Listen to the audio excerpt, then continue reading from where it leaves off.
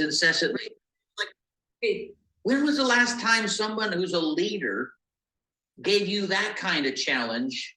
I think the reason the reason I really enjoy you, Lucas, is because I was hearing similar echoes in the way that you were talking about ways you challenge your students. I'm going like, see, that's going to actually lead to truth. You unshackle someone to actually be led by their curiosity, and you fan that flame into something wonderful where you're just going like, the human heart was designed to be a learner. And when all of a sudden that light gets turned on, good luck stopping that person.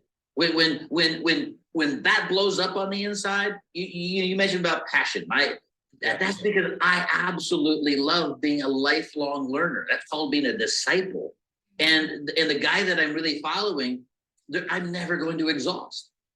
You know, the reason I could I'll be a screenwriter, I'll be a publisher, I'll be a producer, I'll be a ditch digger, I'll be a business guy. I mean, is because I have followed him in my pursuit of him and curiosity of truth.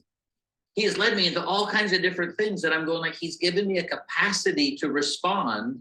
And so I go like, because I'm not defined, like if you ask my kids, like, what does dad do? I don't know what they would say, because they would have a whole bevy of things to try to, oh, he's this, he's that.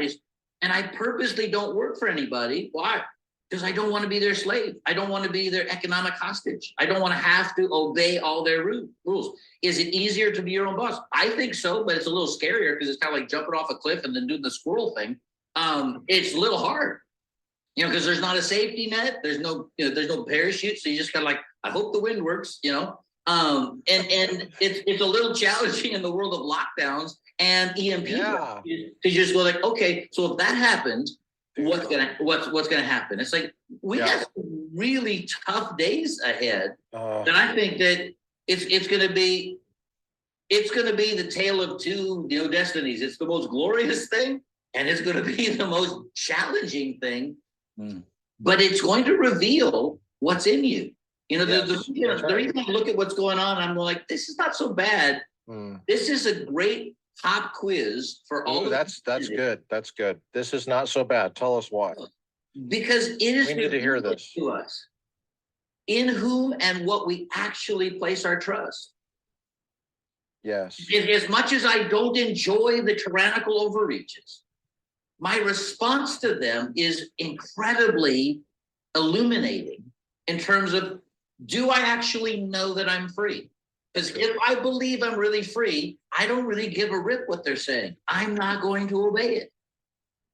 Oh, but you'll be in trouble. So I've been in trouble before. Okay. I've lost everything before. So if they're my source, then I have to obey my master. If he's my source, then I don't. And I read the Bible, and it's like, guess what? For 40 years, even to a rebellious people that didn't get it, he still put food on their lawn. Brad, he caused their clothes to grow. I mean, he did amazing things in the Old Testament, and we're supposed to live in a better day. So do I actually believe that there's a living God that he actually does stuff? Or am I one of the original deists that just thinks he wound up the clock and then he's sitting back in the cheap seats going like, I wonder how this could turn out? I think he's more active.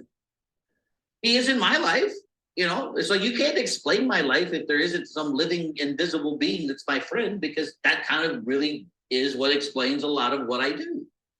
Brad, do you ever have anxiety? Moments, yeah. Do you get sad?